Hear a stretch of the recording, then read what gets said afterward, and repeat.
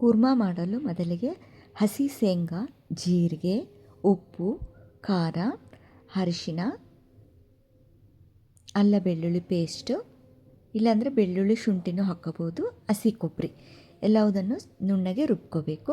ಇವಾಗ ಇದು ತರಿ ಇದೆ, ಚೆನ್ನಾಗಿ ಕಲಿಸ್ಬಿಟ್ಟು ಒಂದು ಸ್ವಲ್ಪ ನೀರನ್ನು ಆಡ್ಬಿಟ್ಟು ಮತ್ತೆ ಮಿಕ್ಸಿ ಮಾಡ್ಕೊತಾ ಇದ್ದೀನಿ.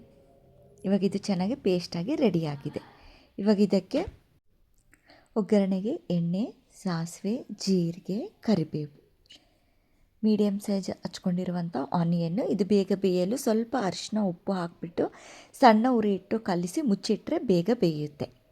ಈ ಥರ ಒಂದು 2 ನಿಮಿಷಕ್ಕೆ ಕಲಿಸ್ತಾ ಈ ಥರ ಮುಚ್ಚಿಟ್ರೆ ಬೇಗ ಬೇಯುತ್ತೆ. ಇದಕ್ಕೆ ಟೊಮೆಟೊ ಹಣ್ಣು, ಸ್ವಲ್ಪ ಕೊತ್ತಂಬರಿ ಆ್ಯಡ್ ಮಾಡಿಬಿಟ್ಟು ಸೇಮ್ ಪ್ರಾಸೆಸ್ ಕಲಿಸ್ತಾ ಇರಬೇಕು, ಸಣ್ಣ ಉರಿ ಇಟ್ಟಿರಬೇಕು, ಮುಚ್ಚಿಡಬೇಕು.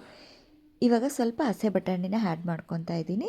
ಇಲ್ಲಾಂದರೆ ಮಾಮೂಲು ಗ್ರೀನ್ ಪೀಸ್ ಬಟಾಣಿನ ನೆನೆಸಿ ಕುದಿಸಿ ಆದರೂ ಆ್ಯಡ್ ಮಾಡ್ಕೋಬೋದು. ಆಲೂಗಡ್ಡೆ ಬೇಯಿಸಿ ರೆಡಿ ಇಟ್ಕೊಂಡಿದ್ದೀನಿ. ಇವಾಗೆಲ್ಲ ಚೆನ್ನಾಗಿ ಬೆಂದ ನಂತರ ರುಬ್ಬಿರೋ ಮಸಾಲಾನ ಇದಕ್ಕೆ ಆ್ಯಡ್ ಮಾಡಿಬಿಟ್ಟು ಚೆನ್ನಾಗಿ ಕಲಿಸಿ ಸಣ್ಣ ಉರಿನೇ ಇರಬೇಕು, ಮುಚ್ಚಿಟ್ಟಿರಬೇಕು. ಈ ಥರ ಮಾಡೋದ್ರಿಂದ ಚೆನ್ನಾಗಿ ಎಲ್ಲ ಕಡೆ ಬೇಯುತ್ತೆ.